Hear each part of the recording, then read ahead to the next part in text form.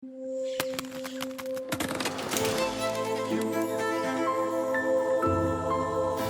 saya di sisi lain, selain saya sebagai seorang dosen, dosen desain komunikasi visual atau DKV di Sekolah Tinggi Seni Rupa dan Desain Visi Indonesia di Yogyakarta.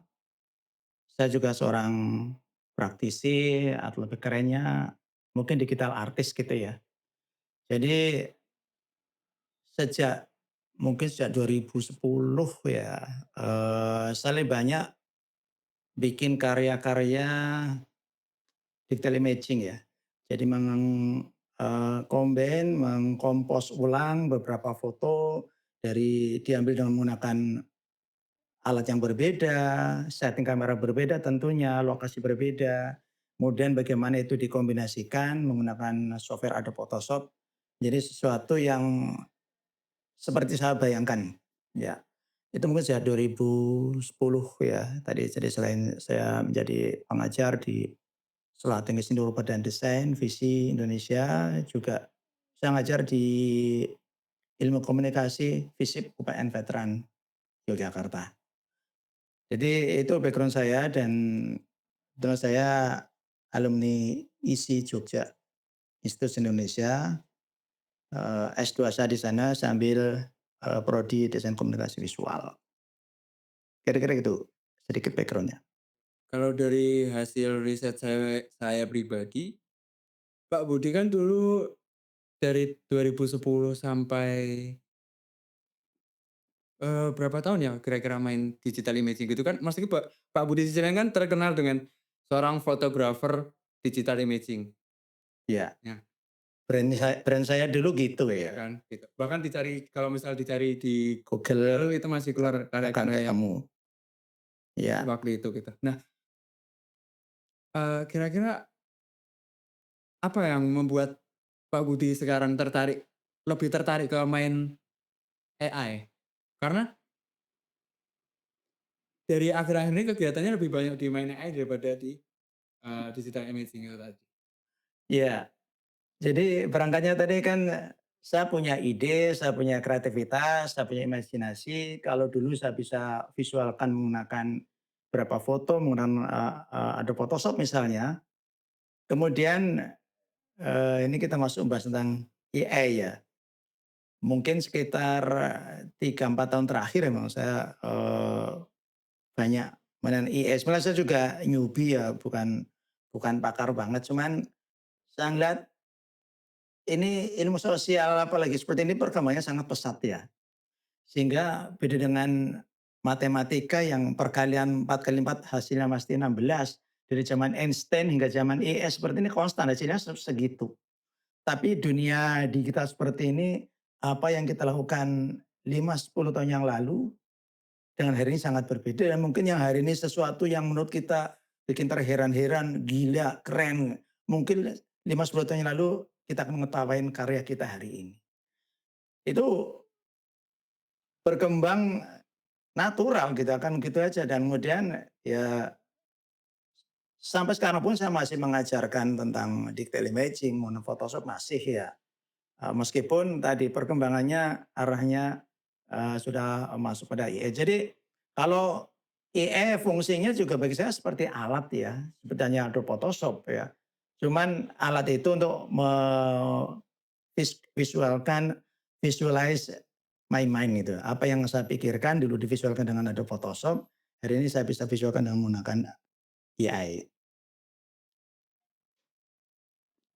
Berarti kira-kira dulu waktu awal mengenal AI itu mainnya apa? AI yang apa?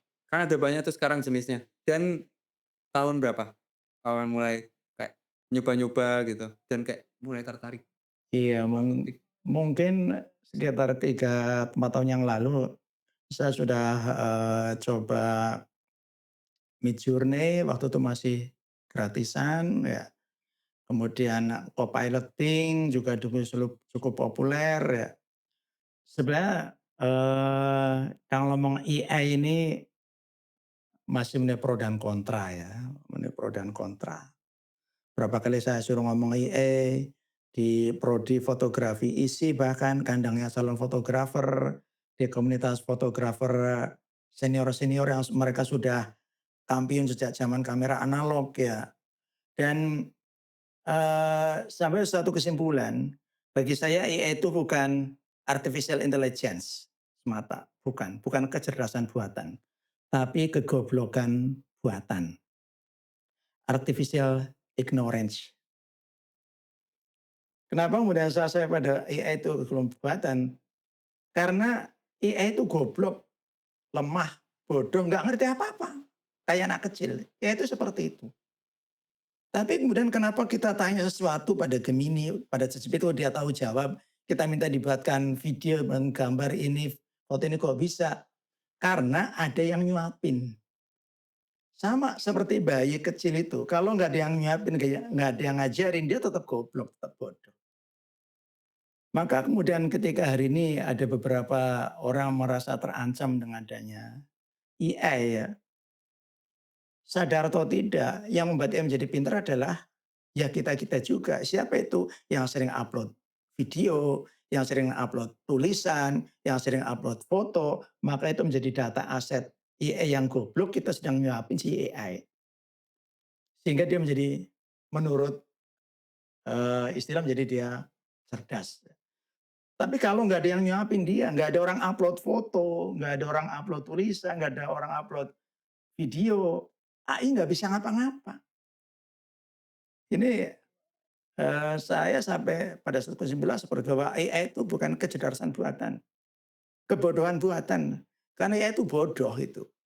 Kalau nggak ada yang nyuapin, nggak ada yang ngajarin, maka sekarang ada profesi namanya AI trainer lah, ya pelatih AI. Karena AI sendiri sebenarnya nggak ngerti apa-apa itu, bodoh dia. Maka tadi istilah saya mungkin enggak kecerdasan buatan, kebodohan buatan ya. Bukan artificial intelligence, artificial ignorance ya, karena dia nggak paham apa-apa itu.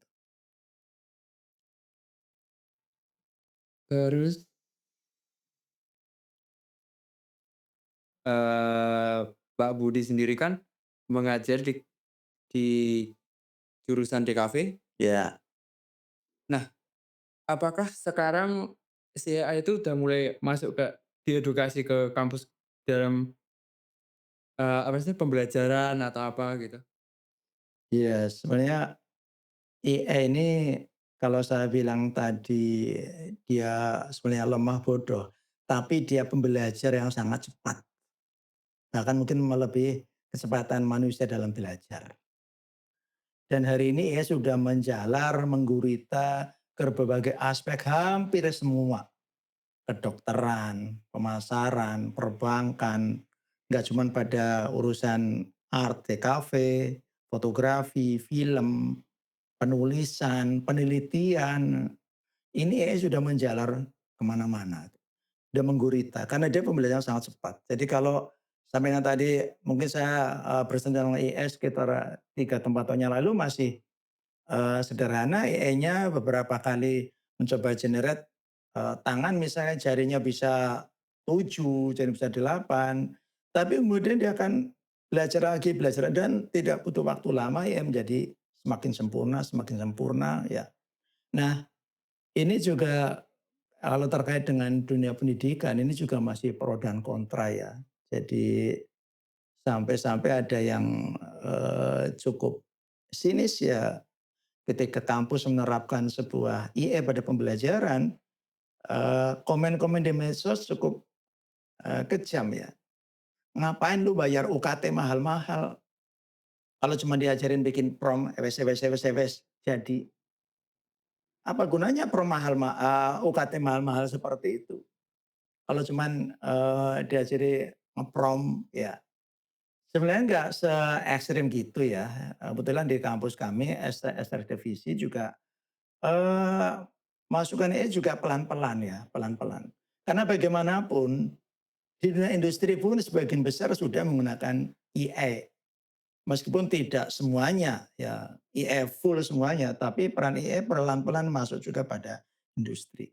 Nah, kalau di kampus kami misalnya saya mengajar mata kuliah ilustrasi digital ya, Yang dulu ketika belum zaman AI itu, dari sketsa manual, coloring, kemudian jadi sebuah karya digital, dicetak, dipamerkan di akhir semester. Nah, mulai 2 semester lalu di kampus kami mencoba memasukkan sedikit demi sedikit tentang AI. Tapi tetap itu harus ada basic-nya, sketsa manual harus ada. Jadi dari sketsa manual, contohnya misalnya mahasiswa diberi tugas untuk mengilustrasikan, lagu daerah misalnya. Lagu daerah itu kan audio, terus gimana diterjemahkan dalam bentuk sebuah visual. Misalnya Gundul-Gundul Pacul misalnya, lagu daerah Gundul Pacul. Itu kan audio kita sering dengan lagu, hafal lagunya, tapi ketika divisualkan kayak apa? Ketika ada visual dan itu harus dimulai dari sketsa, misalnya gambar anak kepalanya gundul, kemudian kepalanya membawa wakul tempat, nasi misalnya itu. Nah itu kita kawal dari dosen, kawal dikonsultasikan kalau sketsanya kayak ini gimana ya. Kemudian adegannya jangan terlalu kaku, adegannya mau yang, ekspresif ya, nggak berdiri gini, mungkin sedang ngangkat kaki atau tangannya melambe, itu dikonsultasikan terus. Sehingga coloring. Dan, di tempat ini masih sifatnya opsional opsional. Mau finishing-nya tetap, eee, coloring manual, juga boleh ketika itu finishing-nya di AI-kan. Ya, dengan, platform AI yang sekarang udah banyak banget AI yang dari sketsa bisa menjadi, sebuah visual yang cukup menarik ya. Dan ini bagi mahasiswa yang drawing-nya keren, bagus ya, dia sebenarnya nggak terlalu ngeh dengan adanya AI, ya. Tapi bagi mahasiswa yang lemah dalam drawing-nya, ketika dimasukkan AI hasilnya jadi bagus banget, mungkin merasa tertolong gitu ya.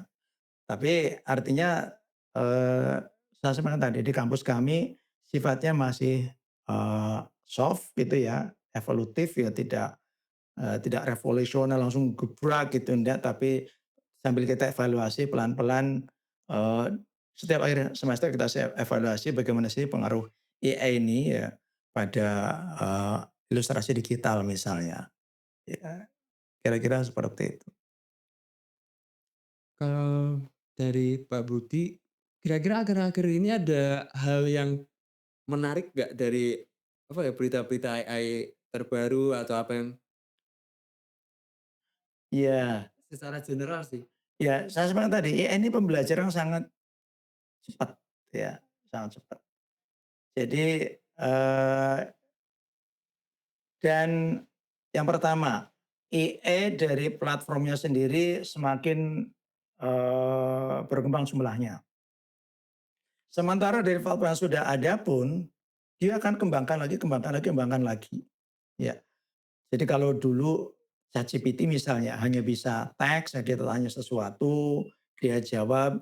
Hari ini ChatGPT sudah bisa membuat text to image, ya, text to image. Dan nggak tertutup kemungkinan ke depan mungkin text to video, image to video ya. Ini hampir semua, saya sebut tadi, dari sisi jumlah AI-nya sendiri bertambah terus, dari sisi fitur yang sudah ada pun dikembangkan terus seperti ChatGPT tadi. Atau CapCut aja ya ini, yang sudah populer, CapCut pun sendiri sudah bisa, menggerakkan image ya. Jadi sebenarnya AI itu cara kerjanya itu kan, eee, kita masukin teks, perintah atau prompt ya istilahnya, dan prompt ini juga mantra sakti, kata sakti itu yang kan buat, hasilnya itu seperti kita harapkan atau tidak. Dan jangan salah prompt juga dijual beli di, marketplace ya. Jadi kalau teman-teman tanya ke Shopee, harga prompt terbaik 2025 akan muncul, itu dijual, mantra sakti itu. Dan kalau tadi yang menuduh gula cuma dicari bikin prompt, prompt itu juga ada strukturnya, ada strukturnya. Jadi kalau misalnya, kita di ChatGPT ketik, "Buatkanlah sebuah foto kucing." Jadi, kucingnya jadi.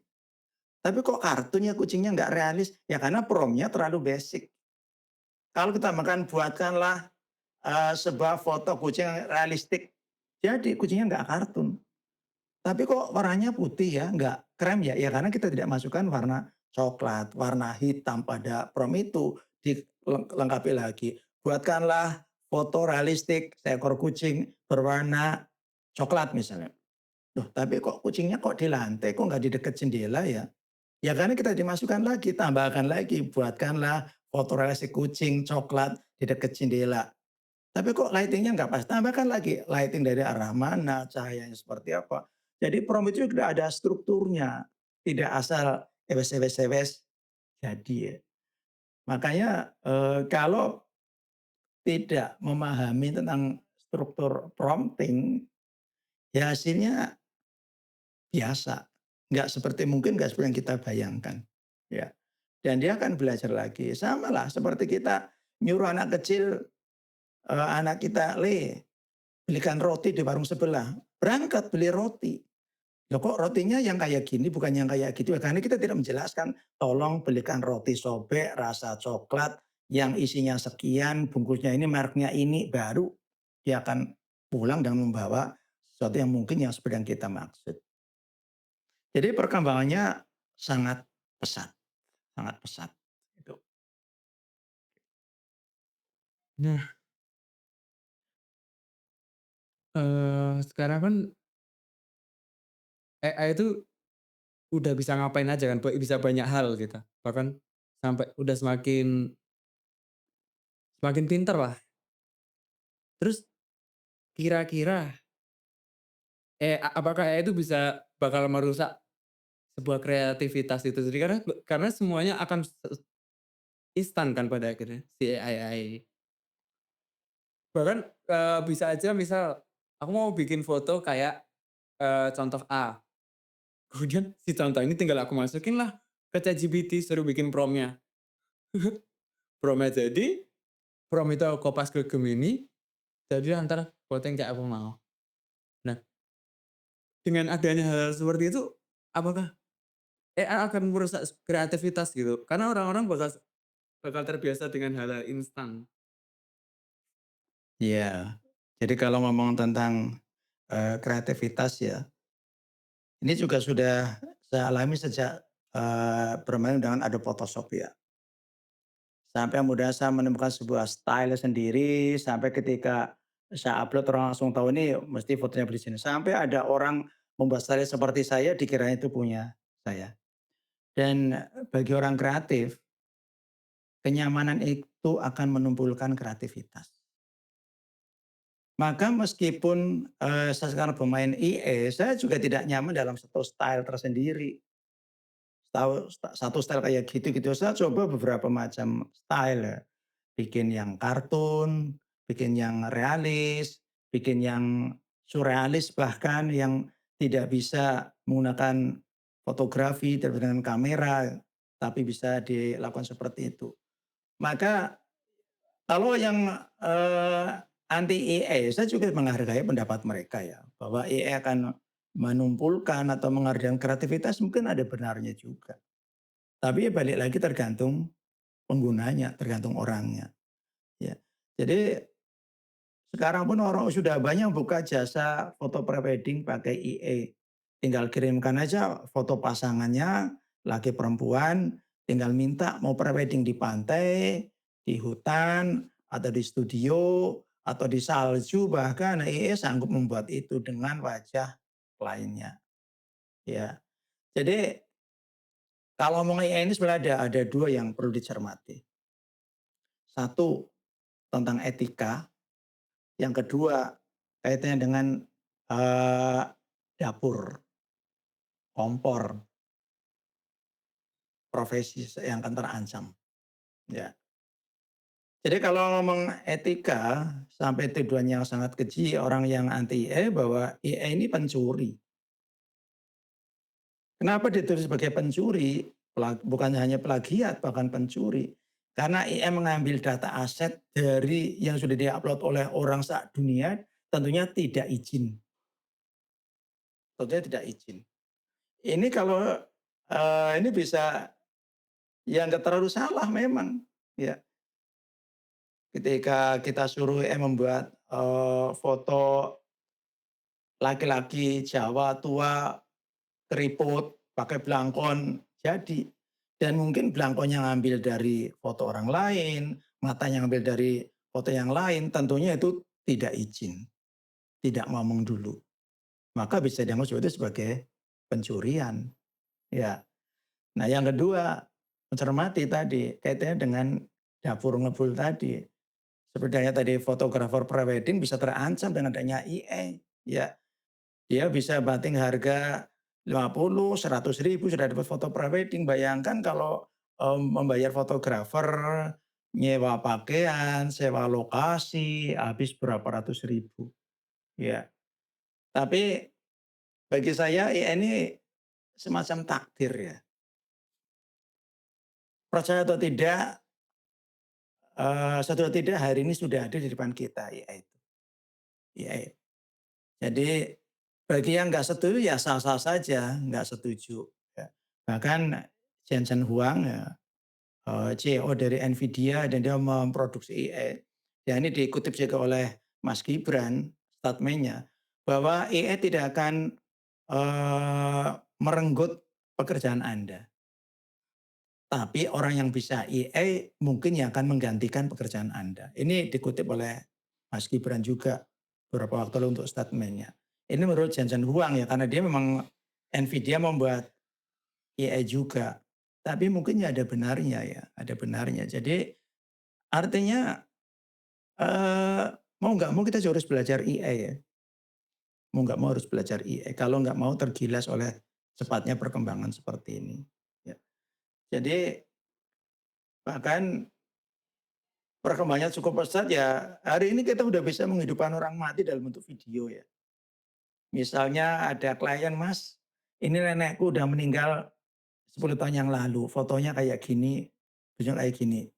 Bisa nggak pertama diperbaiki restorasi fotonya jadi bersih?" Bisa. "Bisa nggak ini dibuat jadi video, ketawa, senyum?" Bisa. Nah, ini kan cukup menakutkan ya. Sehingga ketika suatu saat saya ngisi tentang AI, ada yang nanya, "Anda khawatir nggak dengan adanya AI?" Kalau dibilang khawatir, khawatir juga.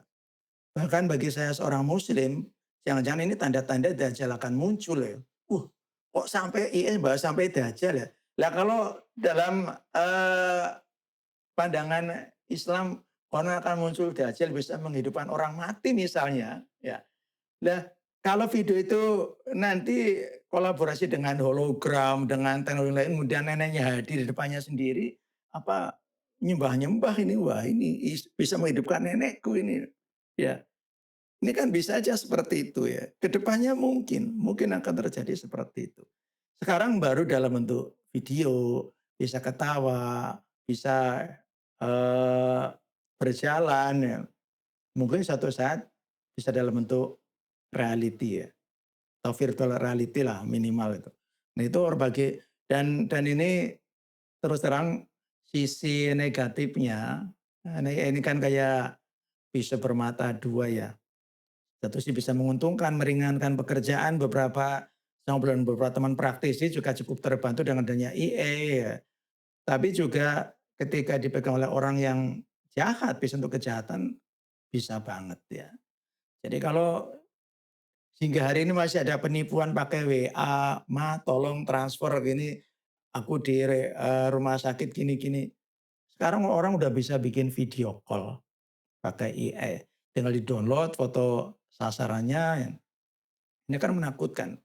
Maka bagian penting juga bagi penggiat AI, sudah ada mengedukasi masyarakat bahwa AI bisa untuk kejahatan-kejahatan seperti itu. Nah, bagi orang yang di kampung nggak pernah kan cuman punya handphone, kemudian tiba-tiba di handphonenya muncul anaknya diperban-perban, minta dia ditransfer, ngaku kecelakaan.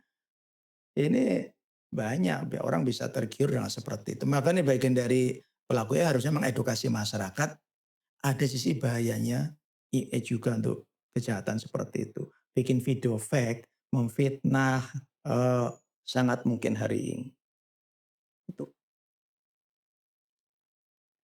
sekarang kan, eee, AI ini udah masuk ke industri kreatif kan, berarti. Udah sangat sangat bersentuhan, gitu. Dan Pak Budi sendiri juga adalah orang yang, bersentuhan juga dengan industri kreatif. Terus bagaimana pendapat Pak Budi pribadi soal tentang penggunaan AI dalam industri kreatif? Kayak, eee, yang tapi udah dijawab tadi ya soal pre-weighted itu ya? Itu kan Iya, lebih ke kayak agensi gitu, Kak. iya, eee, tadi sampaikan kaitan dengan etika, moral, mencuri aset orang dengan tadi industri ini ya. Mungkin beberapa kan, terpengaruh adanya AI. Jadi, eee, kalau masih dunia dunia industri, ya, dan saya sendiri termasuk orang yang tidak terlalu kekeh, kaku, nggak mau ngikut perkembangan. Saya termasuk orang yang adaptif. Dan mungkin kalau hari ini AI kayak gini tuh mungkin ke depan akan muncul platform lainnya lebih keren, lebih canggih dari AI juga sangat mungkin ya. Dan saya termasuk orang yang, tidak tidak kaku gitu ya. Seperti halnya dengan munculnya kamera analog dulu, para pelukis merasa, "Oh ini industri ini akan terpengaruh ini." Sini capek-capek ngelukis berhari-hari, orang bisa aja motret cetek jadi, dicetak bisa. Ada lagi, pro kontra. Kemudian dari fotografi analog muncul fotografi digital, ada lagi pro kontra. Kita capek-capek cuci, cetak foto, tiba-tiba muncul kamera digital, ada pro kontra lagi. Selalu ada, perubahan akan selalu menuai pro kontra. Bahkan saya bayangkan ketika baru pertama kali muncul kalkulator ya, ini dan sampai sekarang di SD masih diajarkan perkalian susun ke bawah, penjumlah, pembagian, padahal sudah ada kalkulator. Ya, apakah kemudian dengan adanya jadi sebenarnya, kita menggunakan kalkulator, kita sedang masukkan prompt, ya, angka ini dibagi angka ini, kemudian tekan enter akan muncul hasil. Itu kan seperti AI, ya. Dan itu, apakah kemudian dengan adanya kalkulator lalu pelajaran matematika di SD dihilangkan? Ternyata hari ini enggak, ya. Minimal hingga hari ini, enggak tahu ke depannya. Dan saya sendiri orang yang nggak terlalu pintar gambar, ketika ngelihat orang bisa membuat, sketsa, bikin lukisan gambar realis, saya, wah keren banget ya, karena saya nggak bisa seperti itu. Sama, kalau ada anak SD bisa berhitung cepat tanpa kalkulator, kita hormat, wah keren banget anak ini. Meskipun mungkin kelak ketika anak SD yang pintar yang matematika ini tanpa kalkulator ini kemudian kuliah, lalu kerja, kemungkinan dia akan menggunakan kalkulator juga. Karena akan mempercepat kerja dia, ya. Nah, kaitan dengan industri seperti itu, ini tadi saya sampaikan perkembangan AI ini sangat cepat dan kurang diiringi dengan regulasi payung hukumnya. Jadi bahkan sekelas PBB saja setahu saya belum punya aturan baku bagaimana penggunaan AI yang boleh dan tidak boleh secara ketat. Indonesia biasanya, regulasi hukumnya mengacu pada peraturan yang ada di PBB. Meskipun tadi saya sampaikan, eee, saya juga, anggota Asosiasi Desain Grafis Indonesia, juga menggodok tentang aturan penggunaan AI pada industri kreatif. Di dunia pendidikan pun Dikti Pendidikan Tinggi Ditjen mengeluarkan rambu-rambu penggunaan AI dalam dunia pendidikan. Cuma saya bayangkan, kalau toh aturan itu dikeluarkan, kayaknya agak ribet lagi. Karena AI-nya berubah terus. Aturannya nggak boleh AI untuk ini, ternyata AI bisa menggunakan BKI untuk ini lagi. Aturan harus dirubah lagi. Ini bayangan saya AI ini memang cukup merepotkan, meskipun sudah ada aturan baku ya. Memang di beberapa industri kreatif yang masih idealis, AI ini hanya digunakan untuk dummy, prototype, atau untuk presentasi ke klien ya. Ketika klien sudah deal tetap dia harus eksekusinya harus take ulang lah, apalah ya. Tapi minimal membantu dia tidak dari nol banget. Karena bisa bikin storyboard juga bisa, bikin sketsa bisa ya. Ini ada beberapa industri kreatif yang, ya emang idealnya gitu ya. Jadi nggak semuanya diserahkan pada AI semua kemudian tiba-tiba selesai ya, ya. Karena AI ini juga, random banget ya, random, ya. Sehingga, eee, bahkan dengan prompt yang sama di-generate ulang hasilnya tetap akan beda. Jadi ketika saya memberi workshop UMKM untuk bikin konten promo pakai IE misalnya ketika produknya dipegang oleh, eee, orang, entah itu orang tua atau apa, kemudian ngomong sesuatu, ada yang nanya, "Pak, kalau wajah yang kita pakai orangnya nuntut gimana?" Ya, ini kan masalah etika. Tapi sepanjang yang saya pernah beberapa kali itu karena hasilnya sangat random, kayaknya nggak ada orang yang sama persis dengan yang kita generate itu. Karena mungkin matanya ambil dari foto ini, dari foto ini, dari kulitnya, kepalanya ini mungkin ya kalau mirip-mirip mungkin ada, tapi kalau yang sama persis gitu karena dia di-generate ulang hasilnya tetap beda. Dan itu menjadi, salah satu kelemahan AI hingga hari ini terutama, saya yakin ke depan akan lebih baik. Tentang konsistensi, eee, tokohnya ya. Jadi misalnya kita membuat film pendek pun kita sudah kasih prompt jelas, wanita Indonesia usia sekian pakai gini, kita lihat ulang mungkin wajahnya kok beda dengan tokoh pertama, padahal harusnya tokoh itu satu, hanya beda adegan saja. Dan beberapa AI memang punya, dikunci, lock supaya hasilnya tetap konsisten, orangnya orang itu aja ya, ya. Dan beberapa AI itu yang saya coba, dia belum bisa, detail membaca sosok Indonesia. Meskipun sudah saya kasih prompt, pria Indonesia usia 80 tahun, nggak pakai baju, gini-gini, jadinya tetap nggak Indonesia ya, masih ke bule-bulen karena referensi mereka mungkin kurang. Tapi ada AI yang sangat Indonesia banget ya. Misalnya saya gunakan namanya Google FX ya, Google FX itu. Itu bisa bikin orang Indonesia banget. Tapi gitu itu saya coba, eee, rubah jadi video kayak di Midjourney, orang yang tadinya Indonesia ketika bergerak lama-lama kok jadi bule gitu. Ya, karena Midjourney referensi Indonesia sangat kurang ya. Jadi ini dari yang gratisan, pakai kuota hingga yang berbayar, ini terus berkembang ya, terus berkembang. Dari tadinya hanya teks, text to image, image to video, text to video ya. Kemudian ada, narasi, ada lip sync yang bisa menyuarakan apa yang kita ketikkan ya, ya. Bahkan yang bahaya lagi ada namanya voice cloning ya, voice cloning. Jadi saya, download misalnya beberapa detik suaranya Rocky Gerung misalnya. Kemudian saya nulis sesuatu yang pengen saya omongkan pakai voice cloning, apa yang saya tulis akan diomongkan gayanya Rocky Gerung. Ini kan bahaya. Bisa untuk fitnah, bisa untuk video-video fake yang menyesatkan seperti itu. Jadi kalau untuk, industri kreatif memang, harus ada aturan baku yang jelas yang disusun oleh pemerintah, yang boleh nggak boleh mengenai pada industri kreatif seperti apa. Karena kalau nggak ada aturan itu, orang suka-suka dari yang untuk tujuan kebaikan dan sampai untuk tujuan kejahatan. Ini very very dangerous ya, bahaya banget. Apalagi nggak semua orang Indonesia melek dengan AI.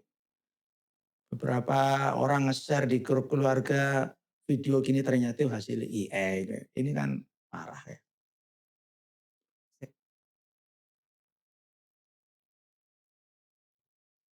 Berarti kan, banyak membicarakan soal kelebihan AI. Terus kira-kira ada nggak hal yang dari AI itu nggak akan bisa tergantikan gitu? Dari mana? Itu pertanyaan yang tidak akan tergantikan oleh AI, AI gitu. ya saya semua tadi AI itu kan robot, mesin. Yang nggak dipunyai oleh AI apa? rasa, emosi, minimal hingga saat ini. Karena kita nggak tahu perkembangan AI, mungkin suatu saat AI bisa rindu, bisa nangis, bisa marah ya. Ya, bahkan ChatGPT saja ya, yang paling gampang ini AI buat sejuta orang.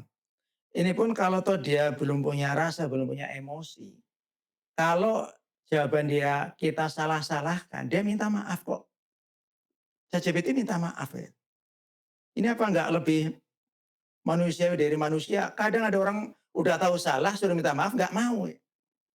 Malulah, inilah, marah. ChatGPT nggak malu dia. Coba kita tanya ChatGPT, jawabannya salah, kita salah, "Oh kamu tuh salah." Jawabannya adalah, "Mohon maaf ya." ChatGPT robot minta maaf. Karena memang dia disetting untuk minta maaf seperti itu, ya. Atau ketika kita ada anak curhat, habis diputus pacar, minta dinasehati, ChatGPT kalimat pertama dia akan bilang, "Aku sangat mengerti perasaanmu." Loh, orang lain belum tentu ngerti perasaan kita. Kita curhat sama ChatGPT, dia mengerti banget perasaanku. Makanya kemarin cukup viral ada anak SMP pacaran dengan chatbot ya. Karena dia lebih bisa mengerti perasaan dia dibanding keluarganya, teman-temannya, ya. Tadi kalau pertanyaannya apa yang nggak dimiliki oleh manusia dan nggak bisa dimiliki oleh AI, satunya adalah urusan rasa, ya, emosi. Karena robot tuh nggak punya rasa. Tapi ketika kita training dia supaya dia punya rasa, supaya ketika saya masukkan prompt supaya menjadikan suasana duka, buatlah gambar suasana duka, ditinggalkan orang, orang meninggal dikelilingi para pelayat pakai ini sedang menangis. Jadi video bisa itu. Jadi suasana dukanya itu jadi, tapi kan bukan ChatGPT karena kita men-training dia, si AI itu suruh buat video suasana berkabung, suasana duka. Orang lihatnya juga, "Oh iya nih." Ya, itu bisa atau nangis, ketawa ya. AI tetap mau tapi tergantung kita suruh dia ngapain. Jadi sebetulnya yang punya rasa, punya emosi adalah kita yang membuat prompt-nya, masukin prompt-nya itu ya. Termasuk ketika ChatGPT juga meminta maaf, tentu sudah di-training sama ChatGPT, "Lu kalau dimarahin orang minta maaf ya." Ya. Mungkin suatu saat AI punya rasa, mungkin ya. Tapi untuk saat ini, yang punya rasa adalah manusia. Dan itu yang membedakan kita dengan sama-sama pengguna AI, beda orang karena tiap orang punya perasaan yang berbeda-beda, itu. Gimana tuh? Iya, pertanyaan terakhir, terus, kira-kira kesimpulannya kesimpulan dari semua obrolan ini, bagaimana sebaiknya menanggapi adanya AI ini? Ya, mungkin ini closing statement ya. Jadi saya sebenarnya tadi, saya juga bukan pakar AI, saya juga masih terus belajar, masih newbie dan ikuti perkembangan ya. Cuman satu hal yang saya sampaikan tadi, AI ini seperti pisau bermata dua ya. Di satu sisi mungkin bisa membantu, bukan menggantikan ya, membantu pekerjaan eh, orang kreatif ya. Jadi mungkin nggak menggantikan saat ini, tapi cukup membantu, membantu. Dan gunakan AI secara bijak ya. Karena AI kita seperti tadi, bayi bodoh saya sampaikan di awal tadi, tergantung kita didik anak itu jadi seperti apa. Kalau supaya dia jadi anak yang baik, ya mungkin jadi baik. Tapi kalau kita suapi dengan data yang nggak baik, bahkan kita suruh dia untuk berbuat jahat ya, kita pegangi pisau untuk membunuh orang, mungkin juga akan berjalan itu si seperti anak kecil tadi. Jadi saran saya sebagai penutupnya ini, mungkin dan kesimpulannya, satu, AI itu perkembangannya sangat cepat. Yang kedua, AI itu seperti takdir. Satu atau tidak AI sudah hadir di depan kita hari ini, ada di lingkungan kita, ada dimanapun kita berada. Enggak cuma pada dunia kreatif, dunia media, sudah sampai ke berbagai disiplin ilmu. Sangat cepat perkembangannya. Kemudian, yang kedua, saran saya tetap adaptif ya. Jangan terlalu kaku menolak IM mentah-mentah karena, eee, mau nggak mau dia tetap akan terus berjalan. Kita menolak atau kita setuju, ya tetap akan berkembang terus, ya berkembang terus. Jadi saran saya tadi, gunakan AI secara bijak, ya, seperti kita ngajari seorang anak, ya, di-training, disuapin yang baik-baik supaya dia jadi baik. Karena, eee, payung hukumnya, regulasinya hari ini belum ada yang sangat ketat, pengawasan AI ini. Ini makanya bahayanya. Maka filter terakhir adalah hati nurani kita, rasa kita, hati kita. Yang itu tidak dimiliki oleh AI, karena AI adalah sekedar robot, dia nggak punya hati, nggak punya perasaan. Yang punya perasaan adalah kita.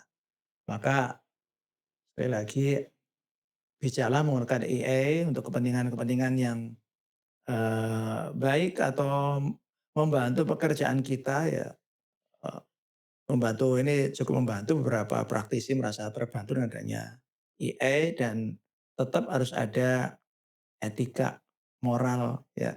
Meskipun aturannya belum ada, aturan itu ada pada hati kita ini ya.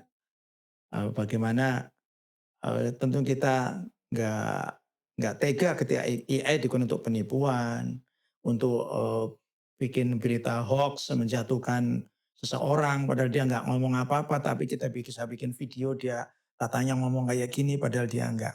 Kalau nggak salah yang kemarin sempat viral, Bu Sri Mulyani ya, dia mengatakan bahwa, dia menjadi beban misalnya. Kemudian ada yang ini ternyata itu hasil dari AI. Nah ini kan bahaya banget apalagi kalau yang ngomong itu public figure yang omongannya dipercaya oleh rakyat. Ini bahaya banget ya. Itu mungkin kesimpulannya.